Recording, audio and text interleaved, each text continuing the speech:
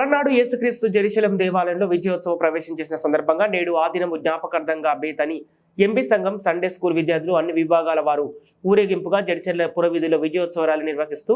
యేసుక్రీస్తు పునరుత్థానం గురించి చాటింపు చేస్తూ కరపత్రాలు పంచుతూ ముందుకు కొనసాగారు. ఈ కార్యక్రమంలో సంఘం కాపరి రవ కె విలియం